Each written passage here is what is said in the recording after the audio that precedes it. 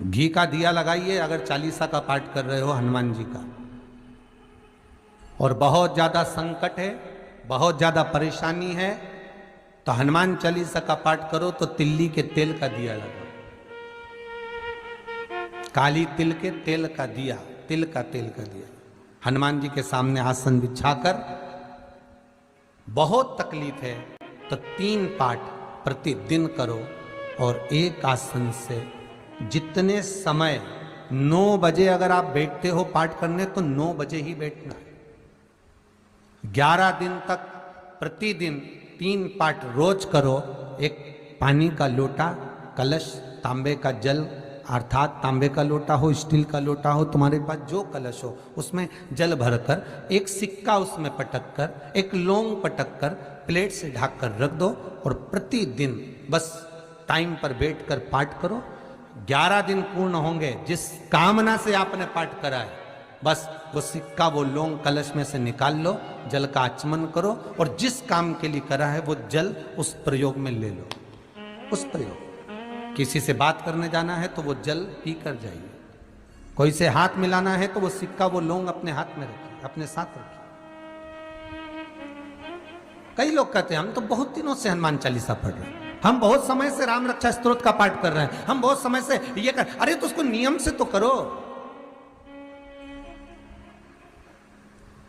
हनुमान चालीसा का प्रागट्य केवल एक दिल से की गई स्तुति, हनुमान जी महाराज की स्तुति, राम जी महाराज की स्तुति तुलसीदास जी ने केवल दिल से करी थी, केवल मन से। और ये नहीं कहते कि हनुमान चालीसा पढ़ोगे तभी भगवान, नहीं नहीं, आप दिल से अगर भगवान को पुकार लीजिए, आप दिल से पुकारो उसको, वो आएगा।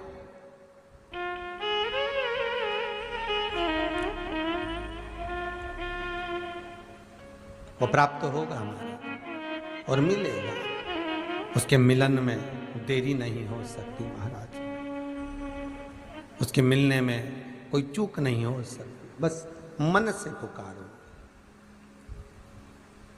को श्रवण करके तो देखो कि शिवजी के पास में भांग क्यों रखी है, क्योंकि मंथन के समय पर जब समुद्र का मंथन किया गया, सुमेरु की रई बनाकर, शेषनाग की नेति बनाकर, कच्छप भगवान की पीठ पर उस रई को रखकर जब मंथन का क्रम प्रारंभ किया गया तो उस मंथन में सबसे पहले जो निकली वो गौ माता निकली, और गाय के निकलने के बाद जो विष प्राप्त हुआ उस विष को ले जाकर किसको दिया जाए। आपको कथा में पहले भी कहा, घर में जो ठंडी रोटी रखी रहती है ना तो बहू खाती है ना सास खाती, न बहू खाती है ना बेटा खाता। बहू सोचती है कि मैं अपने पति को क्यों खिलाऊं, ना पति खाएगा ना बहू खाएगी।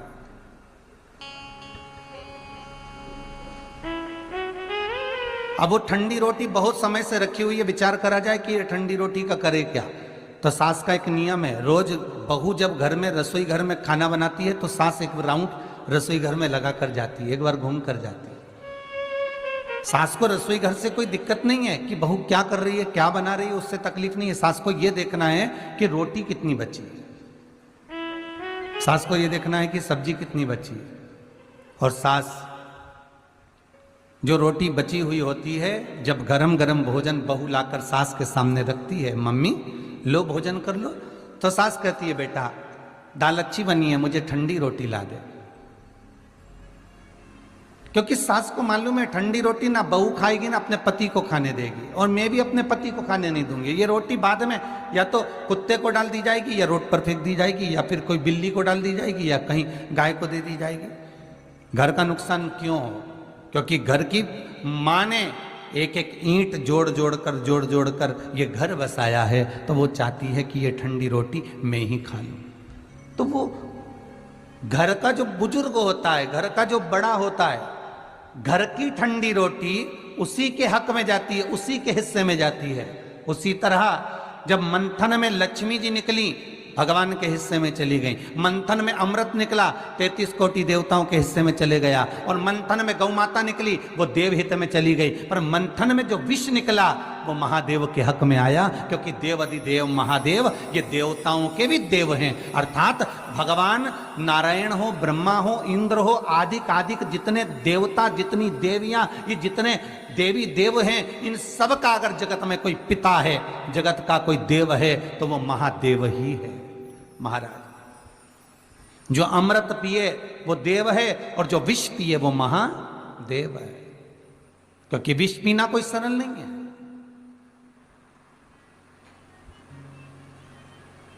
विष को धारण करना कोई सरल बात नहीं है। घर में ऐसे कई प्रसंग हो जाते हैं जिसको आप पी नहीं पाते, वो भी तो विष है।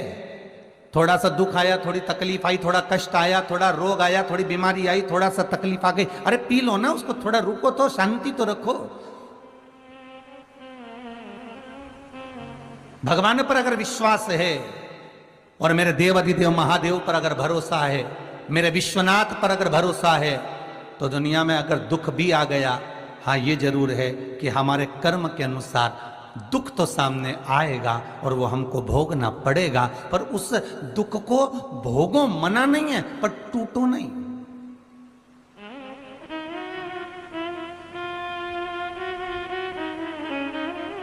कई लोगों के खबर आती है, महाराज जी हम तो बड़े तकलीफ में हैं, हम बड़े कष्ट में, हम बड़े दुखी, हम तो मर जाएं तो अच्छा। अरे तो मरने से कौन सा फायदा होगा?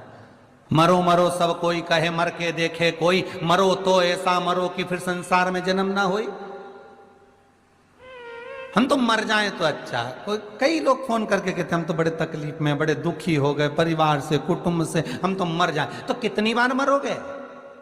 जहां पर नौकरी कर रहे हो, सर्विस कर रहे हो, उस नौकरी में, उस सर्विस में अगर ड्यूटी पूरी नहीं करोगे तो नाइट ड्यूटी में लगा दिया जाएगा, पर नौकरी तो पूरी करवाई जाएगी, ड्यूटी पूरी कराई जाएगी। 8 घंटे की अगर ड्यूटी है, 8 घंटे की नौकरी है, 8 घंटे की सर्विस है, तो 8 घंटे पूरे लेगा मालिक।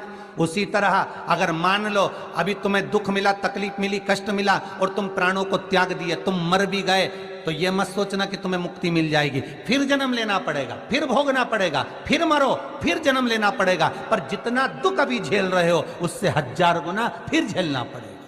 इसलिए नौकरी पूरी कर कर जाइए, अपना कर्म पूरा कर कर जाओ, अपनी ड्यूटी पूरी कर कर जाओ। और जितना अपना नौकरी, अपनी सर्विस, अपनी ड्यूटी पूरी कर कर जाओगे तो रात को नींद जो लोगे वो चैन की लोगे।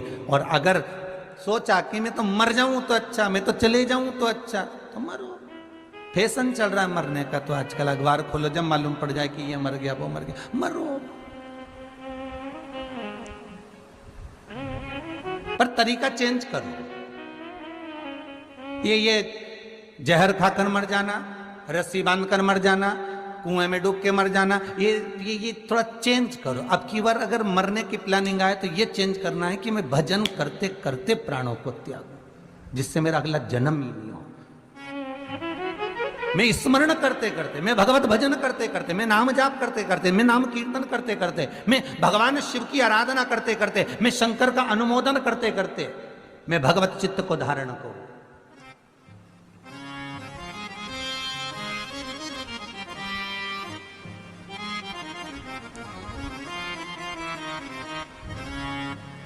महाराज कभी तो सुनेगा महाराज, हाँ ये जरूर है, मेरा भोले जैसा कोई भोला नहीं होगा, इसलिए उसका नाम भोला है। कभी तुमने किसी देवता का नाम इतना सरल देखा? भोला, एकदम भोला शब्द ही एक ऐसा हो जाता है, बिल्कुल भोला, एकदम कोई मतलब ही नहीं। कितना आनंद में बैठा, इतनी भरी ठंड में, इतनी भरचक ठंड, चारों तरफ पानी गिर रहा है, बर्फ गिर रहा है, ओले गिर रहे, कोहरा पड़ रहा। आप में से कितने लोग हैं जो इतनी भरचक ठंड में शंकर जी के मंदिर गए हो तो कुनकुना पानी करके लेकर गए? थोड़ा ताता ताता पानी, थोड़ा कुनकुना कर कर, थोड़ा गर्म कर कर शंकर जी को चढ़ाने गए? है कोई जिसने शंकर जी को कुनकुना पानी चढ़ाया हो, ताता ताता पानी चढ़ाया हो? नहीं। वही सुबह से लोटा भरा, या शंकर जी के मंदिर में गए तो बाल्टी में से एक लोटा भरकर हर हर महादेव कर कर चढ़ा दिया। शंकर भगवान से जरा पूछो तो पार्वती कई बार बोली ठंड नहीं लग रही। भोलेनाथ जी बोले इनके भीतर के मन के आनंद के कारण मुझे ठंड भी नहीं लगती है। अब इतना भोला कहां मिलेगा जो इतनी ठंड में भी ठंडे पानी से नहा रहा? बोलो जरा। और आपकी कहें तो, मान लो आपकी कहें कि फिर आप तो कहेंगे महाराज बिना गर्म पानी के हम कैसे रह सकते हैं महाराज। मेरा देव अधिदेव महादेव, मेरा करुणा सागर, मेरा त्रिकालदर्शी, मेरा कैलाशी, मेरा अविनाशी, मेरा शिव अगर बैठा है तो अलमस्त होकर आनंदमय, मेरा भोला बनकर मेरी अलमस्ती में बैठा, उसे कोई मतलब नहीं किसी से। जो आया जो मांगा उसने उसको दे दिया, बस दिल से अगर पुकारा तो उसने सुन लिया। भगवान काय की सुनता है? हृदय की, मन की, दिल की। अगर दिल की नहीं सुनता होता तो कई लोग कहें कि जिनके हाथ नहीं होते, कई लोग कहते हैं हम तो भगवान की सेवा करते हैं इसलिए भगवान हम पर प्रसन्न होता है, तो जिनके हाथ नहीं होते क्या उनको भगवान नहीं मिलता है? कई लोग कहते हैं हम तीर्थ तक जाते हैं, हम तीर्थ करने जाते हैं, हम घूमने जाते हैं, मंदिर जाते हैं, चल कर जाते हैं पांव पांव, तो इसलिए भगवान हमारी सुन रहा है। तो क्या कोई पांव से विकलांग हुआ जिसके चरण नहीं होंगे, जिसके चरण नहीं होंगे या जिसके विकलांगता होगी, क्या भगवान उसकी नहीं सुनेगा? कई लोग कहते हैं हमें सुनाई देता है इसलिए हम कथा सुनते हैं, इसलिए हमें भगवान मिलता है, तो जो कानों से बहरा होगा क्या उसे भगवान नहीं मिलेगा? कई लोग कहते हैं कि हमारे नेत्र हैं, हम दर्शन करते हैं तो भगवान मिलते हैं, तो जिनके नेत्र नहीं होंगे, सूरदास होगा, तो क्या भगवान नहीं मिलेगा? भगवान इंद्रियों के बल पर नहीं मिलता कि चरण होंगे तो भगवान मिलेगा, हाथ होंगे तो भगवान मिलेगा, कानों से सुनाई देगा तो भगवान मिलेगा, नेत्रों से दिखाई देगा तो भगवान मिलेगा, नासिका के श्वासों से सुगंध ली जाएगी तो भगवान मिलेगा। भगवान इन इंद्रियों से नहीं मिलता। भगवान केवल निर्मल मन सो मोहि पावा, मोहि छल छिद्र कपट न भावा। भगवान केवल निर्मल चित्त से, निर्मल वृत्ति से, निर्मल मन से प्राप्त हो जाता है। फिर वही बात आ गई महाराज, कैसे कपड़े पहनूं कि मैं सुंदर लगूं? कभी विचार करना, कर्म कौन सा करूं कि भगवान को अच्छा लगे? कपड़ों से भगवान पसंद नहीं करेगा, वस्त्र और आभूषण से भगवान पसंद नहीं करेगा। आप कितने सुंदर हो वो देखकर भगवान पसंद नहीं करेगा। भगवान की अगर पसंद का है तो आपका मन कितना सुंदर, आपकी वृत्ति कितनी सुंदर है, आपका दिल कितना सुंदर, आप भगवान को किस भाव से रिझा रहे हो?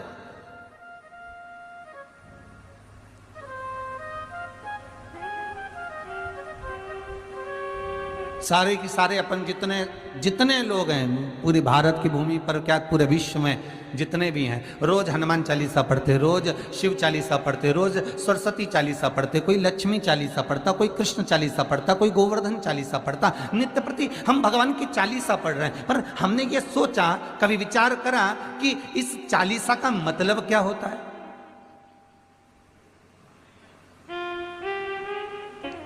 केवल 40 श्लोक, 40 लाइनें जो संतों ने लिख दी, जो तुलसीदास जी ने लिख दी, बस वो 40 लाइन, उसका मतलब चालीसा हो गया। आस्था चैनल के माध्यम से जितने घर बैठकर कथा सुन रहे हो, फेसबुक यूट्यूब पर जितने लोग कथा को ऑनलाइन श्रवण कर रहे हैं, चालीसा का मतलब क्या है? खूब पढ़ रहे हो, जितने पढ़ रहे हो, जितने टीवी के सामने बैठे हो, जितने मोबाइल हाथ में लेकर कथा सुन रहे हो, और जितने यहां बैठकर सुन रहे हो, सब चालीसा पढ़ते हो। तो चालीसा का मतलब क्या है?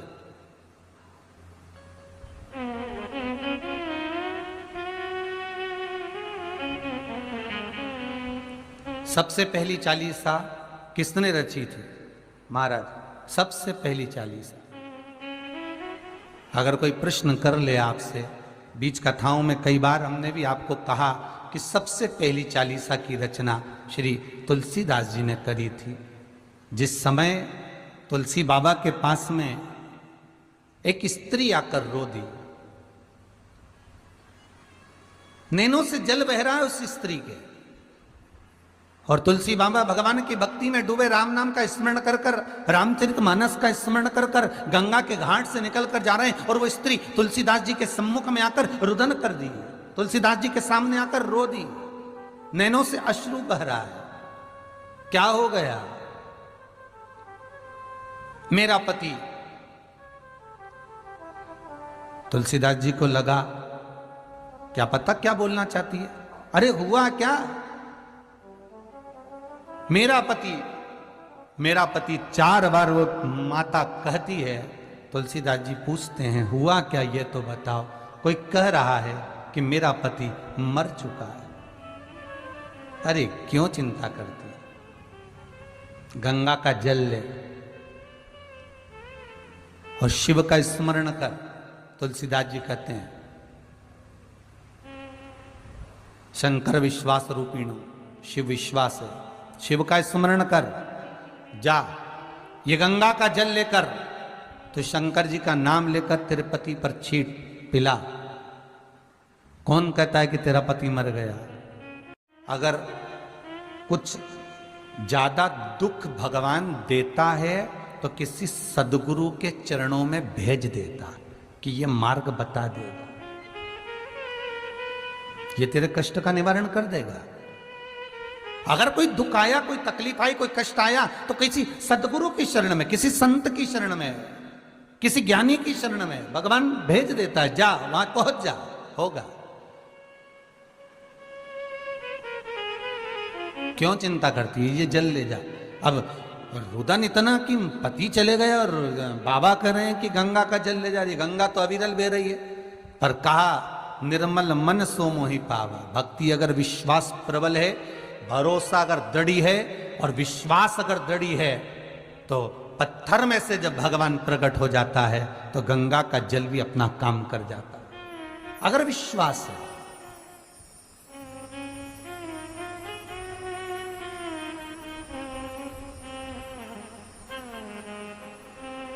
सुबह जबलपुर की एक माता जी आई थी, शायद चली गई, दिख नहीं रही है।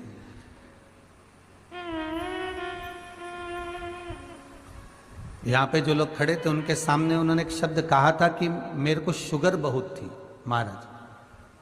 कौन खड़ा था? आप खड़े थे बहन? खड़े थे आप? कहां से आए आप? अमरावती। खड़े होके बोलिए,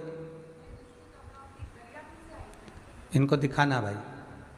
अमरावती दरियापुर से आए। क्या बोल रही थी वो? जबलपुर से आई थी वो।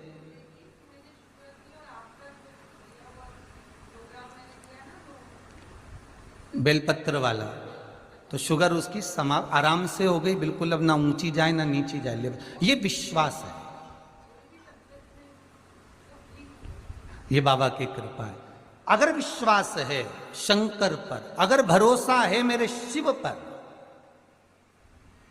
उसका एक ही कहना था महाराज जी बस शुगर बहुत ऊंची नीची हो रही थी। कथा एक बार सुन ली, आपने कहा था बेलपत्र चढ़ी हुई शिव जी की खाना है, बस पाई। आज संपूर्ण तरह से सुखी हो गई। जहां इंजेक्शन लगते थे रोज लगाकर खाना खाती थी वो सब बंद हो गया। ये बाबा की कृपा। भरोसो दृढ़ इन चरणन केरो, श्री वल्लभ नक्षत्र छटा बिन सब जग माही अंधेरो। अगर विश्वास है तो शिव है। अकाल मृत्यु वो मरे जो काम करे चंडाल का, और काल उसका क्या बिगाड़े जो भक्त हो महाकाल का। जो शंकर की उपासना करता है, जो शिव की आराधना करता है, वो दुख कैसे पा सकता? आया मान लो कर्म के दंड के अनुसार दुख आ भी गया तो बाबा उसको हर लेगा, धीरे धीरे हरता है। भगवान कोई तुम सोचो कि बिल्कुल तुम आज के जमाने के लोगों को तो एकदम चमत्कार चाहिए कि हमको तकलीफ ही न तुरंत मिट जाए। तो भगवान कहता है मैं भगवान हूं, और भगवान का मतलब होता है तेरे भवन के अंतर्गत गमन करने वाला, रहने वाला, तेरे भीतर, तेरे अंदर, तेरी चित्तवृत्ति में, तेरे मन के अंदर। मैं मंदिर में नहीं रहता, मैं देवालय में नहीं रहता, मैं तेरे चित्तवृत्ति में, तेरे भीतर, तेरे मन में निवास करता हूं। और जिस दिन तेरे भीतर विश्वास प्रकट हो जाता है, भगवान कहते हैं उस दिन मैं बाहर निकल जाता हूं, अपने आप तेरे सामने आ जाता हूं, तेरे दुख को काटने के लिए, तेरी तकलीफ को, तेरे कष्ट को मिटाने के लिए भगवान स्वतः प्रकट हो।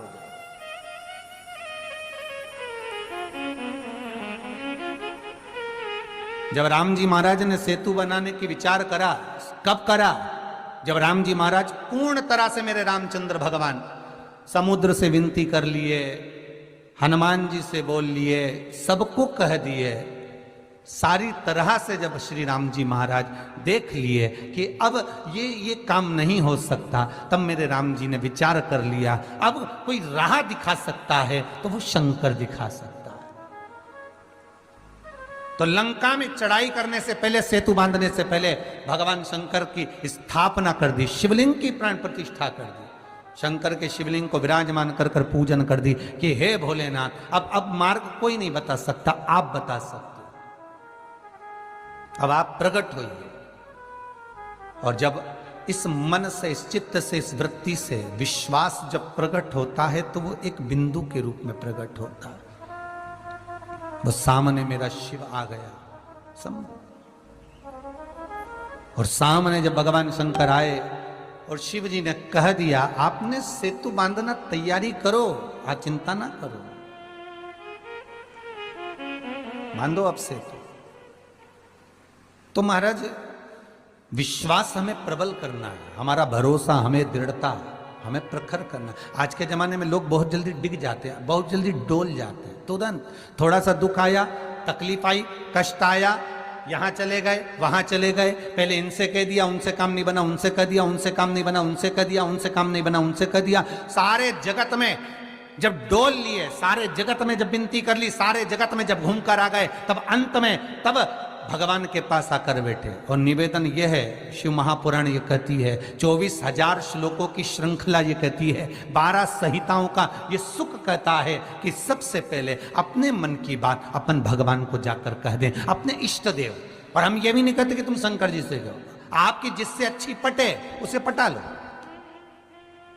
राम से पटे तो राम जी को पटा लो, भगवान कृष्ण से पटे तो भगवान कृष्ण को पटा लो, देवी जी से अच्छी बने तो माता जगदम्बा को पटा लो, अगर शंकर से अच्छी बने तो भगवान शिव को बना लो। तुम्हारी जिससे अच्छी बने उसको बनाओ, उससे जाकर विनती करो, उससे जाकर निवेदन करो, वो सुनेगा, वो पाएगा।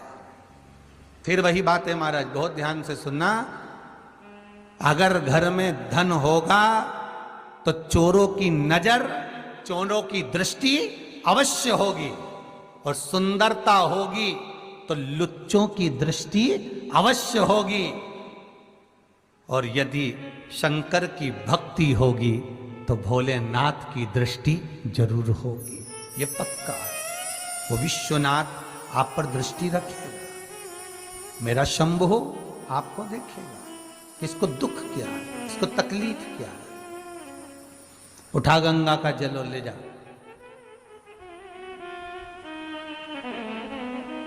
उठा गंगा का जल। स्त्री कहती है तुलसीदास जी के सामने, सबसे पहली चालीसा की रचना तुलसी बाबा करें, इधर देखिएगा कथा पर, उठा गंगा जल और चली जा। तो स्त्री कहती है कि ये गंगा का जल तो मेरा पति भी घाट पर पड़ा है, गंगा के, मेरा पति गंगा के घाट पर ही पड़ा है, और मैंने कई बार गंगा का जल उस पर डाल भी दिया है, पर वो उठ नहीं रहा। मैंने कई बार गंगा का जल डाला पर वो उठा नहीं, मैंने कई बार गंगा का जल छीट दिया पर वो उठ नहीं रहा। सब कह रहे हैं वो मर चुका है, वो मर गया। तुलसीदास जी बोले, अरे विनती को स्वीकार कर, तू गंगा का जल उठा और ले जा। तो यही तो गंगा बह रही है उस घाट से,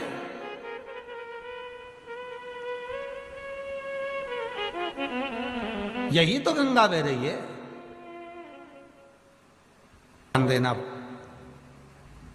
जब तक विवाह नहीं होता ढेरों लड़कियां देखी जाती है, जब तक विवाह नहीं होता ढेरों लड़के देखे जाते हैं, पर जिस समय पर विवाह हो जाता है लड़की न अन्य लड़के को देखती है, न अन्य लड़का किसी अन्य लड़की को देखता है, किसी लड़की को। संबंध बन गया, पति पत्नी का संबंध हो गया। उसी तरह गंगा तो अविरल बह रही है, पर किसी सदगुरु ने, किसी संत ने अगर कह दिया कि तू गंगा का जल ले जा, मतलब अब ये संबंध पक्का हो गया।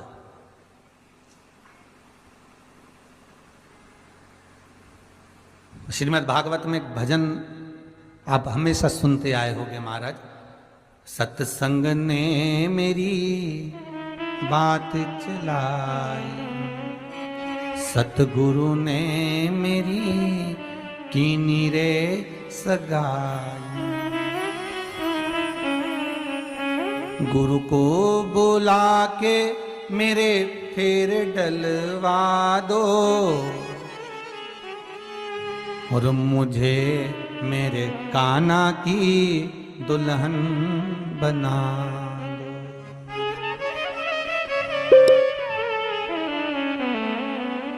हमेशा अपन भागवत जी में ये भजन बहुत सुने महाराज कि जब गुरु सदगुरु कोई संत एक बार भावर डलवा देता है, बस वो संबंध फिर पक्का हो गया। अभी तक गंगा बह रही है, तूने गंगा का जल उठाकर डाला भी, पर पति जीवित नहीं हुआ। तुलसीदास जी कह रहे हैं गंगा ले जा, तो स्त्री फिर बोली मैंने कई बार डाल दिया पर जीवित ही नहीं हुआ।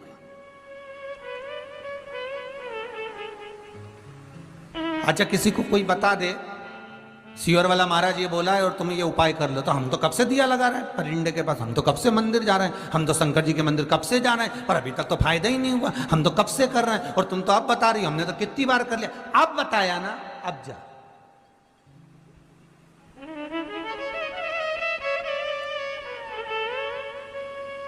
अब जाओ। अरे गुरुजी हमने तो पशुपति व्रत कर लिया है, हमने तो ये, तो एक बार फिर कर, जा अभी जा कर, चालू कर जरा पशुपति।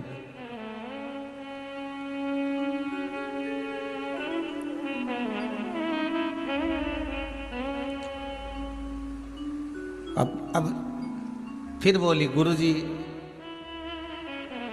अभी नवरात्रे आ रहे हैं, तो यूँ बोली कि बीच में जब फोन आए कई लोग हमें नवरात्रे आने वाले, तो हम सोमवार का व्रत और नवरात्रे का व्रत एक साथ कर सकते हैं। हमने कहा बहुत बढ़िया।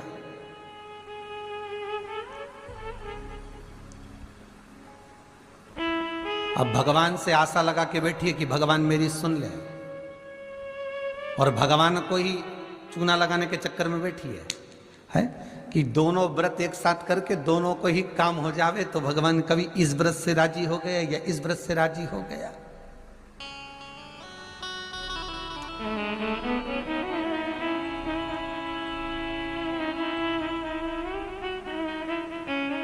महाराज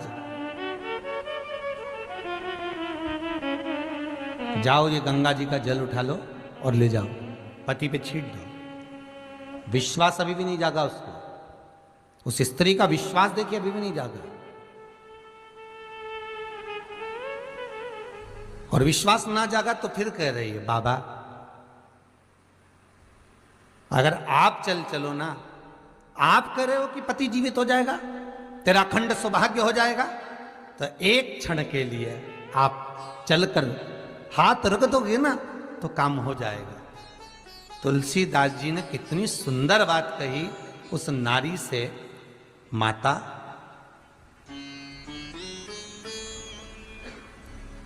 जब तुम गुरु के वचन पर विश्वास नहीं कर पा रहे हो, तो गुरु पहुंच भी गया तो क्या विश्वास रहेगा, क्या विश्वास। माता केवल आप ये जल ले जाओ और आप छीट दो, ले जाइए जल उठाकर। अब सोचा, अब ले जाती हूं। और फिर भी कह रही है गुरुदेव कुछ कृपा, गुरुजी के उठा लो। पानी का लोटा भरकर लेकर गई, पति पर छीटा, पति जीवित हो गया। पति तो जीवित हो गया, अकबर को सूचना मिल गई, और अकबर को सूचना मिली कि एक संत ऐसा है कि मरे हुए को भी जिंदा कर देता है। अकबर ने कहा बुलाओ उसको, हमारे राज्य में हमारे क्षेत्र में ऐसा संत कि मरे हुए को जिंदा कर दे, तो वो तो हमारे पास रहना चाहिए। मान लो हम कभी मर गए तो हमारी पत्नी उससे कह के हमें जिंदा तो करा देगी। बुलाओ जरा संत को। तुलसीदास जी आए अकबर के यहाँ। महाराज, अकबर ने कहा हमने तुम्हारा बहुत नाम सुन रखा है। जी महाराज, तुम मरे हुए को जिंदा कर देते हो।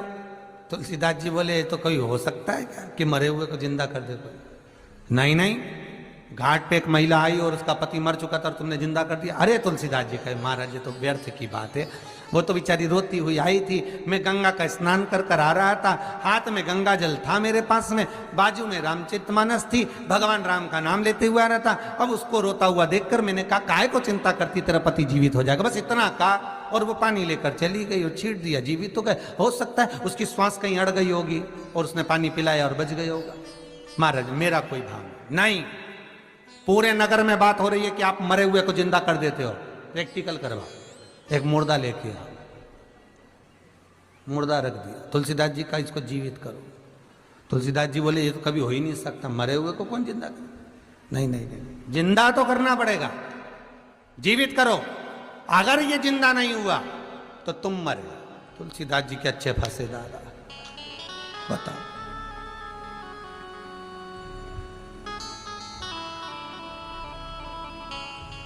ये बड़ी बड़ी विचित्र फंस गए जी। होता है ये, उसी में का हाल हो गया। जैसे एक संत जा रहे थे तीर्थ करने के लिए, तो चेले को छोड़ गए आश्रम में। आश्रम में कहा चेला तुम यहीं रहना, शालिग्राम जी की सेवा करना। जी गुरुदेव। अब इतने बड़े शालिग्राम, अब उनकी सेवा करता। एक दिन चेला आम के पेड़ के नीचे सोया, ऊपर दिख गया आम। अब उसने सोचा राम जी आम तो बड़ा सुंदर लग रहा है, पर चढ़ना नहीं आता, तोड़े कैसे? अब वो आश्रम में कोई पत्थर मत्थर भी नहीं दिखा। अब वो गए तो अंदर से शालिग्राम जी को लिया, जो दिया धर के, तो आम तो नीचे आ गए, शालिग्राम जी ऊपर रह गए। अब शालिग्राम जी ऊपर रह गए। अब इसने सोचा राम जी बड़ी आफत पड़ी, शालिग्राम जब नीचे कैसे आए? तो आम तो खा लिया, शालिग्राम जी ऊपर। ये आराम से 2-3 दिन बाद संत आ गए गुरुजी। गुरुजी ने कहा क्यों छोरा? चेला, हाँ जी गुरुजी। शालिग्राम जी कहाँ गए? चेला बोला गुरुजी रोज चंदन घिसते थे, उनको लगाते थे, वो घिसा हुआ तो बचोगे। 24 घंटे तुमको दिए हैं, 24 घंटे के बाद तुम मरोगे। अब इतने में एक शिष्य ने अकबर के द्वारपाल ने कह दिया चमत्कार क्या दिखाना है, तो कि इसको बंद कर दो। 24 घंटे में अगर ये तुलसीदास इस जेल से बाहर हो जाए तो समझ लो कि तुलसीदास भगत है, और नहीं तो ये ढोंगी है। कर दो, बंद कर दिया कारागार में। तुलसीदास जी मन में सोचे अब भगवान को इतनी सी बात के लिए क्या परेशान करना। फिर भी मन नहीं माना। तब सबसे पहली चालीसा तुलसीदास जी ने उस कारागार में, उस कैद में एक एक चौपाई लिखकर प्रारंभ कर दिया महाराज। एक श्री गुरु चरण सरोज रज, निज मन मुकुर सुधार। एक एक लाइन तुलसीदास जी लिखते जाते हैं। जैसे जैसे 40 लाइन धीरे धीरे पूरी होती चली जाती है, अकबर के राज्य में बंदर बढ़ते चले जाते हैं। जहां 40 लाइन पूरी, बंदरों का आक्रमण भयंकर पूरी अकबर के राज्य को तहस नहस कर दिया। अकबर घबरा गया, ये क्या हो गया? इतने बानर कहां से आ गए? सैनिक बोला वो राम का भगत है, हनुमान आ गए, छोड़ो अब जल्दी से, अगर वो नहीं छूटेगा तो सारे बानर नष्ट कर देंगे। तब 40 सा पूरी हुई। पवन तनय संकट हरन मंगल मूर्ति रूप, राम लखन सीता सहित हृदय बसौ सुर भूप। भगवान की जब 40 पूर्ण करी, तुलसीदास जी को माला पहनाकर अकबर बाहर लेकर आया। अकबर जैसे लाया, तुलसीदास जी ने चारों तरफ देखा, देखते ही बानर गायब हो गए। बस वो 40 तुलसीदास जी ने जो रची, वो 40 नहीं थी। आप भी इतनी जिंदगी से पढ़ते आ रहे हो। 40 का मतलब क्या होता है? मन से की गई स्तुति, मन से पुकारा गया हो भगवान को, दिल से पुकारा गया हो भगवान को। केवल मतलब ये नहीं कि 40 लाइन होना चाहिए भगवान को पुकारने के लिए। आप बस निवेदन इतना है कि भले नेत्र नहीं हो, भले हस्त ना हो, भले चरण ना हो, भले चित्तवृत्ति, पर मन, ये दिल, ये वृत्ति, ये भगवान को दे दीजिए। आप दिल से एक बार भगवान शिव को पुकारो, तुम दिल से एक बार भगवान को बुला कर देखो, भगवान सम्मुख में खड़े मिल जाएंगे। बस उसे प्रकट करना है।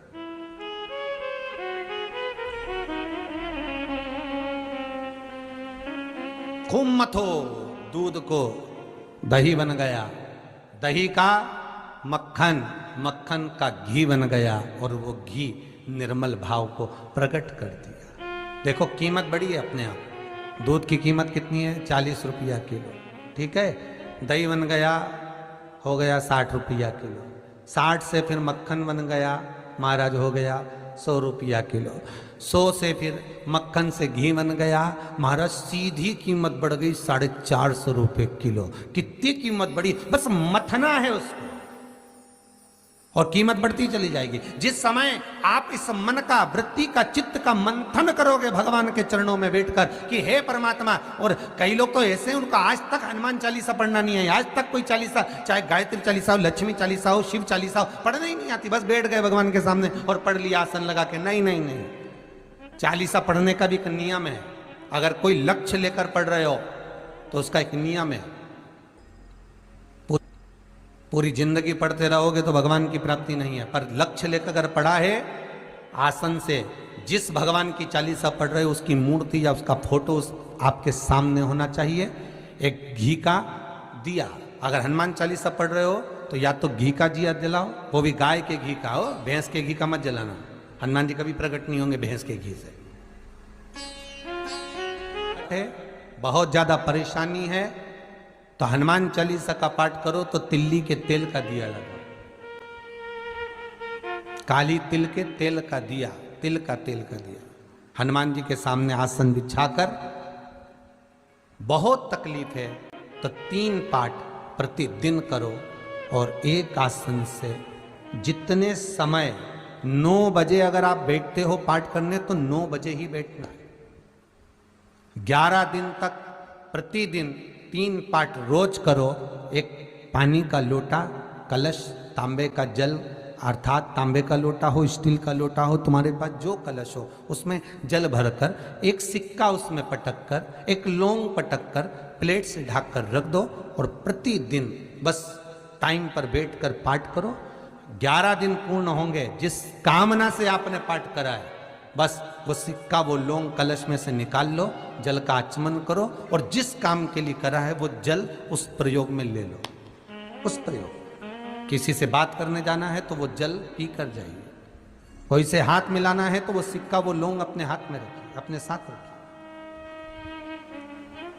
कई लोग कहते हैं हम तो बहुत दिनों से हनुमान चालीसा पढ़ रहे हैं, हम बहुत समय से राम रक्षा स्तोत्र का पाठ कर रहे हैं, हम बहुत समय से ये कर। अरे तो उसको नियम से तो करो। हनुमान चालीसा का प्रागट्य केवल एक दिल से की गई स्तुति। हनुमान जी महाराज की स्तुति, राम जी महाराज की स्तुति तुलसीदास जी ने केवल दिल से करी थी, केवल मन से। और ये नहीं कहते कि हनुमान चालीसा पढ़ोगे तभी भगवान, नहीं नहीं, आप दिल से अगर भगवान को पुकार लीजिए, आप दिल से पुकारो उसको, वो आएगा। नियम है महाराज, बहुत ध्यान दीजिएगा। पंचमुखी हनुमान का एक स्मरण, पंचमुखी हनुमान का एक भाव। महाराज जैसे बहुत ज्यादा तकलीफ अगर व्यक्ति को हो गई है, बहुत कष्टमय जीवन चल रहा है, हार गए हर जगह से और तकलीफमय जीवन चल रहा है, तो पंचमुखी हनुमान का एक शिव महापुराण का और स्कंद पुराण का एक बड़ा सुंदर मंत्र है। उस मंत्र को आप सब एक बार हमारे साथ में बोलें। ओम नमो हनुमते रुद्र अवताराय सर्व शत्रु संहारणाय सर्व रोग हराय सर्व वशीकरणाय रामदूताय स्वाहा। बस इस मंत्र को हाथ में काली तिल लेकर, एक जौ लेकर और गूगल लेकर, थोड़ा सा उसमें गाय का घी डालकर, कंडे को या अग्नि को जलाकर इस मंत्र का 11 बार 21 बार जाप कर कर अपनी कामना कर कर छोड़ दीजिए। कैसा भी रोग हो, बीमारी हो, कष्ट हो, दुख हो, तकलीफ हो, 21 दिन के अंदर वो आनंद आना प्रारंभ कर देता है महाराज। इस मंत्र, स्कंद पुराण का, शिव महापुराण का ये मंत्र मूल पंचमुखी हनुमान सुख देंगे। और एक और चीज याद रखिए महाराज, यदि कोई काम के लिए जा रहे हो, कोई व्यापार के लिए जा रहे हो या नौकरी करने के लिए जा रहे हो और लगी नहीं रही, बहुत तकलीफ पा रहे हो, सर्विस ही नहीं लग रही, बहुत कष्टमय हो गया, तो निवेदन करूंगा 5 पीपल के पत्ते पर बेसन के 5 लड्डू घर में बने हुए गाय के घी के 5 लड्डू रख लो। उस लड्डू के बीचों बीच एक आटे का दिया और उसमें तिल्ली का तेल डालकर इसी मंत्र का प्रयोग कर कर पंचमुखी हनुमान का किसी भी हनुमान के मंदिर में जाकर, दक्षिण मुखी हनुमान के मंदिर में जाकर उसको रख कर आ जाइए। इसके बाद आप उस काम के लिए जाइए, आपका काम सफल हो जाएगा। आपको किसी को नहीं कहना पड़ेगा कि हाथ जोड़ना नहीं पड़ेगा, किसी के पांव नहीं पड़ना पड़ेंगे, तुरंत काम होगा। बस इस मंत्र का स्मरण कर कर पंचमुखी हनुमान का भूतेश्वर जो मंत्र है वो सुख देने वाला, आनंद देने वाला, सहज नहीं महाराज, सुख की खान है, आनंद की राशि में। महाराज आप कोई बहुत बड़ा काम करने जा रहे हो, बहुत बड़ा यज्ञ अनुष्ठान, विवाह, शादी आदि फंक्शन करने जा रहे हो, 4 दिन 8 दिन के लिए आप घर से बाहर जा रहे हो और आपको लगता है कि घर में ताला कैसे लगाएं, तो निवेदन है एक तांबे के कलश में जल भर लीजिए और जल भरकर उसमें थोड़ी सी काली तिल डाल दीजिए, भूतेश्वर शिव का नाम लेकर। कौन से शिव का? भूतेश्वर, शमशानवासी भूतेश्वर शिव का नाम लेकर काली तिल डाल दीजिए, कलश को प्लेट से ढक दीजिए, घर के किसी भी भाग में उसको रख दीजिए। उसके बाद आप चले जाओ। किसी की सामर्थ्यता नहीं है कि उस घर में कोई पांव रखे, किसी की सामर्थ्यता नहीं है।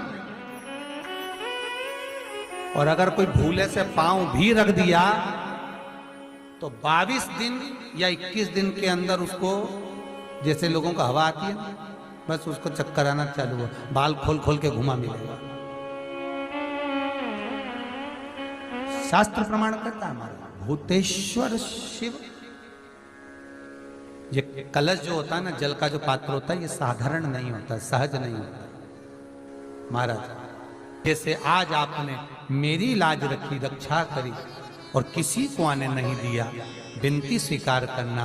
आपका जल पात्र भूतेश्वर के नाम से काली तिल से जहां रखा जाए उस गृह में कोई प्रवेश ना कर पाए। शिव जी ने वचन दे दिया, मेरी चंडियां 64 योगनियां, डाकनी, पिशाचनी, चुड़ैल और भूत इस कलश के विराजमान होते ही सर्वस्व फैल जाते हैं, फिर अंदर कोई नहीं आ सकता, भीतर प्रवेश नहीं हो सकता। लगे तो उन्होंने हनुमान जी से कहा कि तुम क्या चाहते हो? हनुमान जी बोले मेरे को जाना है, क्योंकि जहां राम वहां हनुमान। हनुमान जी जब कहने लगे कि मेरे को जाना है, तो राम जी महाराज बोले नहीं नहीं हनुमान, तुझे सबसे ज्यादा प्रिय क्या है? तो कह राम। तो हनुमान तू कह रहा है सबसे ज्यादा प्रिय है राम प्रिय है, तो एक बार जिस समय देवऋषि नारद का अपमान हुआ, विश्वामित्र बाबा का अपमान हुआ, उस समय पर एक राजा ने जब अपमान करा तो तूने उसको राम नाम लिखकर एक जगह पर बिठा दिया और कहा कि तू राम नाम जपते रहे। उसने राम नाम जपा। तब हनुमान याद कर, मेरे सम्मुख में तू खड़ा था और युद्ध होने वाला था, तो तूने क्या कहा था? प्रभु आप इसको मार नहीं सकते क्योंकि ये आपका नाम ले रहा है। राम से बड़ा होता है राम का नाम, आप इसे मार नहीं सकते। तब आपने ये संवाद कहा था, हनुमान बता तेरी प्रियता क्या है? हनुमान जी कहते हैं प्रभु आपने मुझे जगा दिया, क्योंकि मुझे श्राप ही ये मिला था कि तू जागेगा किसी की जगाने पर, आपने मुझे जगा दिया। इसलिए है नाथ, अब मैं जाना नहीं चाहता, सत्संग करना चाहता।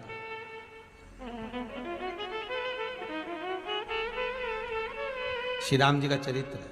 अब मैं सत्संग करूंगा, भजन करूंगा, नाम जाप करूंगा, पर राम जी जानते हैं, हनुमान से कहा हनुमान मेरा जाने का समय आ गया, मुझे तो जाना पड़ेगा ना।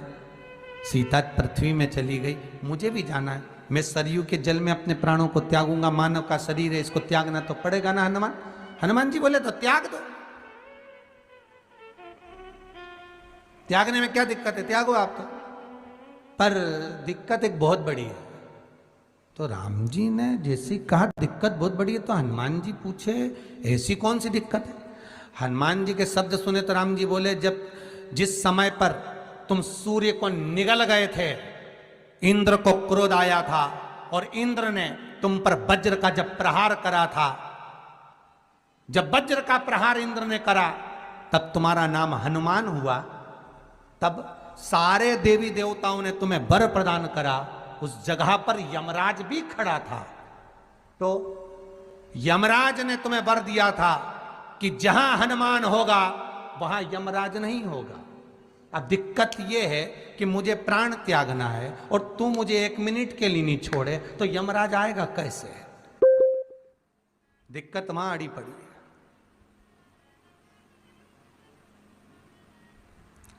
हनुमान जी मुस्कुरा के बोले राम जी महाराज से, प्रभु मैं आपके बिना रह नहीं सकता। तो राम जी बोले, मैं भी जानता हूं कि तू मेरे बिना नहीं रह सकता, पर एक काम तो कर सकता है ना। क्या? मैं अगर कोई काम बताऊंगा तो तू करेगा कि नहीं करेगा? हनुमान जी बोले, आपका काम और मैं ना करूं, ऐसा कभी हुआ है? जरूर करूंगा। ठीक है। बस अब राम जी महाराज ने सोच लिया कि हनुमान को जाने से पहले काम पर लगाना। अब वो कौन सा काम था? बोलो रे भाई। हनुमान जी को कहां काम पर लगाया राम जी ने? किस जगह पर काम पर लगाया? अरे सभी ने रामचरितमानस सुनी है, खूब सुनी, जल्दी बताओ। राम जी महाराज ने प्राण त्यागते समय, सरयू जी में प्राणों को देते समय, राम जी ने हनुमान जी को किस काम में लगाया था कि राम जी ने अपने हाथ की एक मुद्रिका जिस पे राम लिखा हुआ था, वो मुद्रिका एक अयोध्या की एक सरंग में जमीन में डाल दिया और हनुमान से कहा जरा ढूंढ के लेके आ, मैं अभी घूम कर आया। और हनुमान जी तलातल रसातल भूमि के नीचे पताल में चले गए उस मुद्रिका को ढूंढने के लिए जिस पे राम लिखा है। और हनुमान जी पूछते भी जा रहे, राम कहाँ है? राम की मुद्रिका पड़ी थी, राम की अंगूठी है। अब राम का ही सत्संग करते करते जा रहे हैं और राम जी चले गए सरयू, क्योंकि हनुमान अगर होगा तो यमराज नहीं आ सकता। हनुमान को यहां से हटाना पड़ेगा तब यमराज लेने के लिए आ सकता, तब यम आए। और क्योंकि यम अपने नियम को धारण करेगा, चाहे कृष्ण हो चाहे राम। वही बात फिर याद कर लीजिए, अच्छा कर्म करिए, कर्म का दंड तो भगवान को भी भोगना पड़ता है। अगर कोई अदालत में केस चल रहा है, बहुत बड़ी समस्या में आप पड़ गए, बहुत बड़ा टेंशन बिल्कुल आकर खड़ा हो गया है, तो चंदन, एक लाल चंदन बाजार में मिलता है, पूजन वालों के यहाँ पूछना, लाल चंदन आता। वो लाल चंदन को घिस कर उसमें थोड़ा सा तिल्ली का तेल डालकर महाराज हाथ में चंदन को लेकर शिवलिंग पर लगाएं और बड़ के पेड़ के नीचे, बड़ के जड़ में जाकर बटकेश्वर महादेव का नाम लेकर उस चंदन को लगाएं। उसी चंदन का हाथ किसी रुमाल पर लगा लीजिए और उस रुमाल को जेब में रखकर, कोई बहुत ज़्यादा दिक्कत और परेशानी है उस स्थान पर उसको लेकर बैठ जाइए, मन को भी शांति होगी, कार्य भी सफल होगा और सफलता प्राप्त होगी। बस तुमरुका जी का नाम का उसमें स्मरण करना है, कोई सहज नाम नहीं है। फिर निवेदन करूंगा, नारी अगर बच्चे को जन्म देती है और बच्चा 4 महीना 6 महीने तक गर्भ में रहता है, उसके बाद अवर्षण हो जाता है, तो एक नारियल पर, श्रीफल पर स्त्री के हाइट की मोली, मोली मतलब नाड़ा जो हाथ में बांधते हैं, लच्छा, उसको नाप लीजिए और तुमरुका जी का नाम लेकर उस नारियल पर लपेट कर अपना नाम और गोत्र बोलकर शंकर जी के शिवलिंग के पास में जो जलाधारी होती है चारों तरफ शिवलिंग के पास में, वहां रख दीजिए। शिव के शिवलिंग का स्पर्श करिए, एक बेलपत्र उठाकर मंदिर की चौखट पर खा लो तुमरुका जी का नाम लेकर। महाराज होने वाला जो बच्चा है वो पूर्ण होगा, बीच में अवर्षण नहीं होगा, बच्चा समाप्त नहीं होगा महाराज, और स्वस्थ उत्पन्न होगा।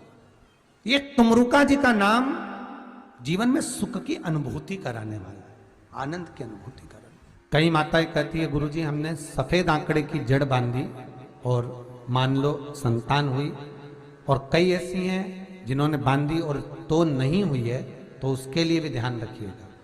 18 साल हो जाएं, 17 साल हो जाएं, 10 साल हो जाएं, 12 साल हो जाएं और घर में बच्चा नहीं है, संतान नहीं है, तो प्रयास करना सफेद आंकड़े की जड़ को लेना, तुमरुका जी का नाम लेकर 21 बार शिवलिंग पे से घुमाना, रजस्वला धर्म के 7वें दिन कमर पर बांध लेना और उसी दिन से एक पीपल का पत्ता मंगवाना, शंकर भगवान पर चढ़वाना और पीपल के पत्ते को गौ माता के दूध में उसको उकलवाना। ठीक है, उकलवाकर ठंडा करवाकर पत्ते को बाहर ठंडा करने में डाल देना। दूध जब ठंडा हो जाए हथेली पर उस गिलास को रखना और भगवान शिव का तुमरुका जी का नाम लेकर उसको पीना चालू कर देना। लगभग 8 दिन 15 दिन उस दूध का पान कर कर फिर विश्राम करें। महाराज, संतान की प्राप्ति अवश्य होगी, संतान अवश्य प्राप्त होगा। पीपल के वृक्ष में स्वयं मेरे भगवान शिव आनंद वास निवास करते हैं। बाबा भोलेनाथ स्वतः निवास कर रहे हैं। केवल एक पीपल के वृक्ष में कितना सुंदर लिखा पद्म पुराण में कि 52,000 ब्राह्मण का एक साथ निवास पीपल के वृक्ष में होता है। एक साथ निवास। शंकर का एक अवतार श्री हनुमान जी महाराज है। हनुमान जी महाराज को 3 तरह की माला समर्पित होती है। एक आंकड़े के पत्ते की, दूसरी बेलपत्र के पत्ते की, तीसरी पीपल के पत्ते की। ये 3 तरह की माला जब शंकर हनुमान जी महाराज को समर्पित होती है। आंकड़े की माला, महाराज आंकड़े के पत्ते की जो माला होती है, ये माला कार्य की सिद्धि के लिए होती है। इसमें एक एक आंकड़े के पत्ते पर सीताराम लिखा जाता है। मात्र एक पत्ता ऐसा होता है जिस पत्ते पर सीताराम नहीं लिखा जाता। 108 पत्ते में से एक पत्ता, बस उस पत्ते को हथेली में रखकर उल्टा हाथ आपको रखना है और अपनी कामना कर कर उस पत्ते को बांध देना है। ये जरूरी नहीं है कि 25 के बाद बांधो, 50 के बाद बांधो या 100 के बाद बांधो, आपकी मर्जी पड़े। उस खाली पत्ते को कहीं पर भी बांध दीजिए और उस माला को अपनी कामना कर कर श्री हनुमान जी महाराज को समर्पित कर दीजिए। माला जब हनुमान जी को चढ़ जाए तब एक घी का और एक तेल का दिया हनुमान जी के सम्मुख में लंबी बाती का लगा देना है। महाराज एक घी का एक तेल, और अपनी कामना कर कर आप आ जाइए। आपकी वो कामना 2.5 महीना या 3 महीना, इससे ज्यादा नहीं जाएगा, वो कामना बाबा पूरी करेगा। क्योंकि शिव और हनुमान ये सब एक ही स्वरूप है। अगर व्यक्ति के जीवन में बहुत भारी रोग हो गया है, बहुत ज्यादा कष्ट हो गया है, कैंसर जैसी बीमारी भी अगर उसको घेर ली है और किडनी लीवर सब बेकार हो गया, तो निवेदन है पीपल के पत्ते की माला बनवाओ 108 पत्ते की, और हनुमान चालीसा का हर पत्ते पर स्मरण करिए। महाराज आप हनुमान चालीसा पढ़ते जाओ, माला में गांठ लगाते जाइए, और वो माला जो व्यक्ति कैंसर से पीड़ित है हाथ का स्पर्श कराइए और शंकर को चढ़ाइए। केवल अष्टमी तिथि के दिन ये माला समर्पित होना चाहिए, शुक्ल पक्ष की अष्टमी के दिन। आप 2 या 3 अष्टमी को कर कर देखिए, अपने आप दवाई लगना प्रारंभ होगी। कैंसर जैसा रोग भी धीरे धीरे समाप्ति पर आएगा। महाराज पर करना शुक्ल पक्ष की अष्टमी को ही। महाराज कोई बच्चा एग्जाम में बैठ रहा है, सीए की पढ़ाई कर रहा है, कोई बहुत बड़े एग्जाम में बैठा, पास हो ही नहीं रहा, बहुत हार गया, बेलपत्री की माला चढ़ाई। पर बेलपत्र की जो माला है वो केवल प्रदोष पर चढ़ती है। श्री हनुमान जी महाराज आप बेलपत्र की माला चढ़ाओ, 108 बेलपत्र आप श्री शिवाय नमस्तुभ्यम मंत्र का जाप कर कर गांठ लगाकर भगवान श्री हनुमान जी महाराज के सामने पहुंचकर माला को सीधी रखकर, जो व्यक्ति एग्जाम में बैठ रहा है, नौकरी के लिए, अन्य पढ़ाई के लिए, अगर कंपटीशन एग्जाम में भी बैठ रहा है, तो माला को हनुमान जी महाराज, और हनुमान जी कौन से होना चाहिए? पूर्वमुखी। हनुमान दक्षिण मुखी नहीं चाहिए, पूर्व में जिन हनुमान जी का मुख हो वो माला ऐसी समर्पित कर कर हनुमान चालीसा का पाठ कर कर 3 बार स्मरण कर कर माला श्री हनुमान जी को पहना दीजिए। ऐसा कोई एग्जाम नहीं जिसमें से आप निकल ना पाए महाराज, पर करना आपको पड़ेगा। प्रदोष का दिन होना चाहिए, प्रदोष के दिन भगवान और प्रयास जहां तक हो सके प्रदोष काल में अगर चढ़ाएंगे तो ज्यादा फलदायी रहेगा। रतिमान, मतिमान, कैतुमान, व्रतिमान, ऐसे हनुमान जी के 5 भाई और तो 6 भाइयों का जन्म हुआ है। 6 भाई भगवान कभी कम नहीं देता, अधिक। और आज भी नियम है महाराज, जिसकी फैक्ट्री नहीं चलती हो, प्रॉपर्टी की आप खरीदारी बेचादारी करते हो, प्रॉपर्टी से जुड़ा हुआ काम करते हो, या लोहे से जुड़ा हुआ करते हो, या फैक्ट्री आदि का कर्म करते हो, कोई मैन्युफैक्चरिंग करते हो, वो नहीं चल रहा, तो हनुमान जी के उल्टे पांव का सिंदूर लीजिए और हनुमान जी के दूसरे नंबर के भाई गतिमान का नाम लीजिए। किसका नाम लेना है? गतिमान। गतिमान का नाम लेकर फैक्ट्री के बाहर या फैक्ट्री पर एक स्वस्तिक का निर्माण कर दीजिए, हनुमान जी के उल्टे पांव के सिंदूर और गतिमान का नाम लेकर। कभी आपकी फैक्ट्री कोई काम नहीं निकालेगी, उन्नति की ओर ही निकल जाएगी, कभी घाटे की ओर नहीं जाएगी। गतिमान का नाम, रतिमान, केतुमान, मतिमान, ये जितने भी नाम है हनुमान जी के भाइयों के, ये सब कल्याण करते हैं। एक एक नाम कल्याण करते मारे, एक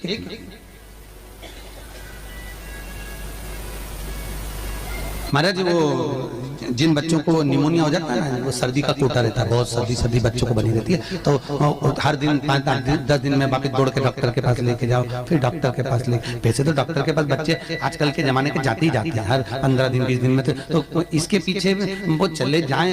एक हास्य व्यंग में हमसे पूछा किसी ने, महाराज जी आज के बच्चे बार बार हॉस्पिटल डॉक्टर के क्यों जाते हैं? तो हमने कहा देखो भैया, बच्चा जहाँ जन्म लेता है उनसे उनसे प्रेम ज्यादा होता है। पहले नानी के घर में पैदा होता था, इसलिए नानी के घर ज्यादा जाता था। दादी के घर में ज्यादा पैदा होता था, इसलिए दादी के घर ज्यादा जाता था। आज के बच्चे हॉस्पिटल में ज्यादा पैदा होते हैं, इसलिए हॉस्पिटल ज्यादा घूमने जाते हैं। ये हास्य। पर यदि बच्चे को सर्दी ज्यादा होती है, निमोनिया ज्यादा होता हो, ठंडक का कोटा ज्यादा रहता हो, तो पीपल के 5 पत्ते महाराज उस पर घृत लगाकर हनुमान जी के तीसरे नंबर के भाई व्रतिमान का नाम लेकर, व्रतिमान का नाम लेकर बच्चे की छाती पर एक वस्त्र से उसको बांध दीजिए, रात्रि भर बंधे रहने दीजिए महाराज। और बांधना कौन से दिन है? 12 तिथि को, बस एक बार बांधना, उसके बाद सर्दी का कोटा नहीं रहता महाराज, बच्चा स्वस्थ अपने आने में। व्रतिमान हनुमान जी महाराज के जितने भी भाई हैं, सबका आनंद सुख चरणारविंद का सुख देने वाला भगवान श्री हनुमान जी महाराज चैत्र की पूर्णिमा के दिन प्रकट होते हैं महाराज। पवन तनय संकट हरन मंगल मूरत रूप, राम लखन सीता सहित हृदय बसौ सुर। श्री हनुमान जी महाराज का प्रागट्य होता है, चारों तरफ सुख ही समाहित हो जाता है, आनंद ही आनंद स्थापित हो जाता है चारों। अब दोनों में अंतर देखिए। हनुमान जी की जब स्तुति गाई जाती है तो बोला जाता है विद्यावान गुणी अति चातुर। फिर से बोलो एक बार लाइन से, विद्यावान गुणी अति चातुर। हनुमान जी विद्यावान थे और लंका का राजा रावण विद्वान था। क्या था? जम के बोलो विद्वान। ये विद्यावान, वो विद्वान।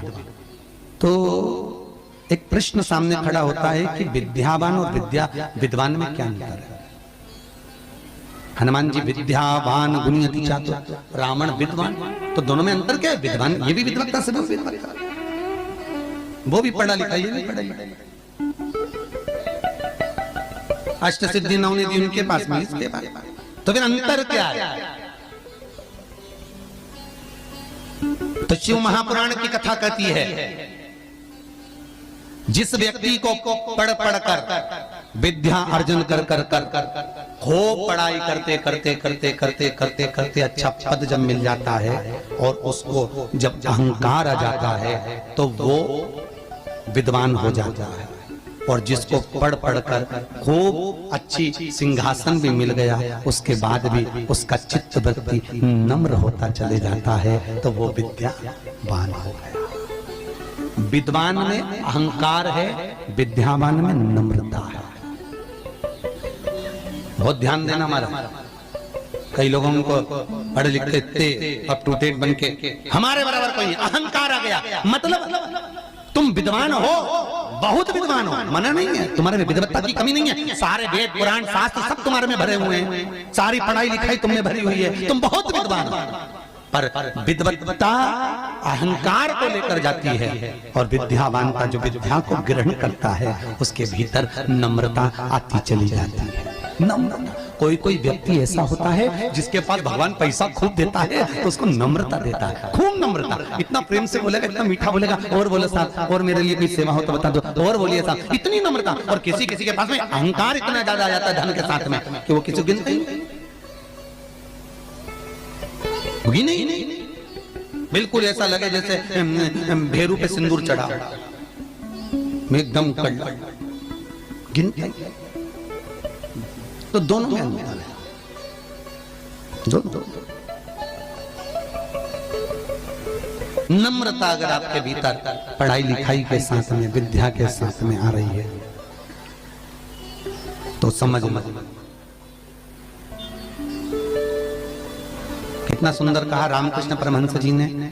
रामकृष्ण परमहंस जी से स्वामी विवेकानंद जी ने पूछा, आपकी निगाह में खूब पढ़ा लिखा व्यक्ति कैसा होता है? रामकृष्ण परमहंस कहने लगे, जीरो। कैसा होता है? शून्य।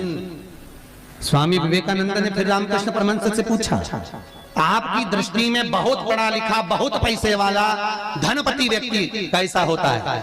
रामकृष्ण परमहंस जी ने कहा, डबल शून्य, डबल जीरो।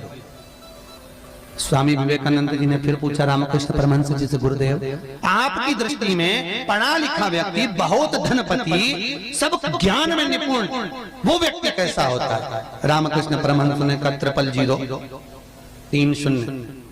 स्वामी विवेकानंद ने कहा, गुरुजी अगर ये सब शून्य की गिनती में आ गए तो कीमत किसकी होगी? रामकृष्ण परमहंस जी ने कहा, सारे ज्ञान प्राप्त करने के बाद जो झुकना नहीं जानता, नम्रता नहीं जानता, वो जीरो के बराबर ही होता है। और जिसके पास में धन भी है, विद्या भी है, सारी निपुणता है, और जिसके भीतर नम्रता बनी हुई है, उसके आगे एक लगा दिया जाए तो वो करोड़ों की गिनती में हो जाता है। उसके आगे एक का कई लोग बड़ी अभिमतता में जीते हैं, मैं मेरे बराबर कोई नहीं। और जो मैं करके मर जाता है, अगला जन्म बकरा बकरी का हो जाता है, मैं करता फिरता है। छुपकली और बकरा बकरी दोनों पहचान जाओ, बहुत परिचित है। तुम्हारे दरवाजे पर भी कोई बकरा बकरी दिखे तो समझ लेना तुम्हारा रिश्तेदार आया है। मैं करके मर गया, मेरा घर, मेरी परिवार, मेरा कुटुंब, मेरी घर, मेरी गाड़ी, मेरा बंगला, मेरा मेरा मेरा करके मरा, बकरा बकरा। मैं तत्व में अभिमतता।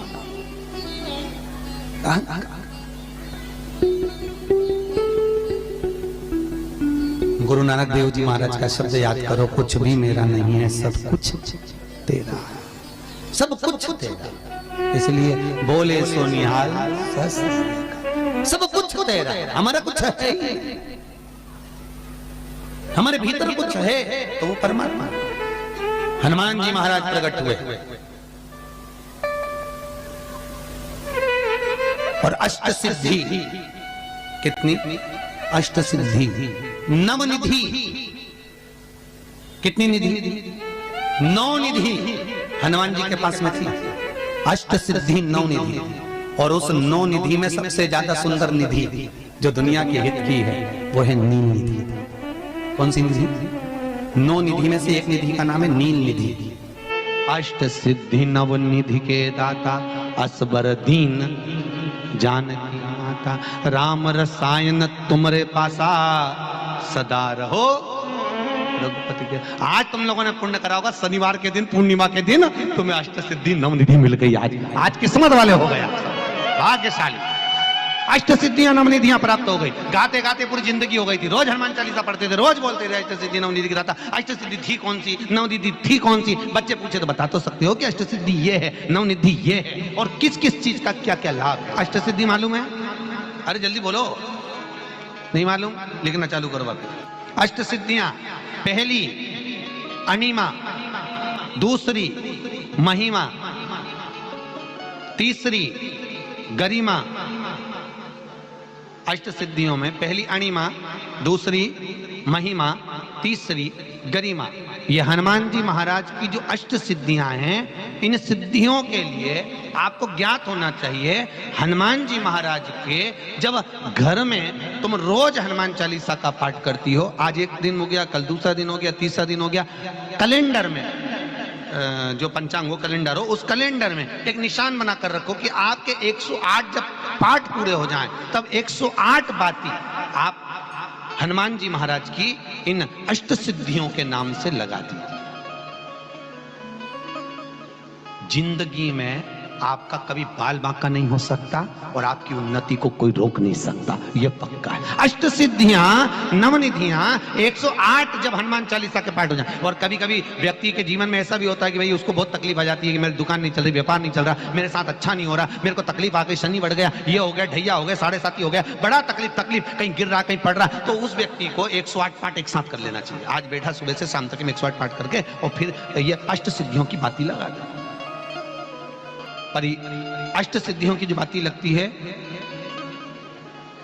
घृत में है, घी घृत, अष्ट सिद्धि, तो ये बाती, तो पहली अणिमा सिद्धि, दूसरी महिमा, तीसरी गरिमा, चौथी लघिमा, चौथी लघिमा, पांचवी प्राप्ति,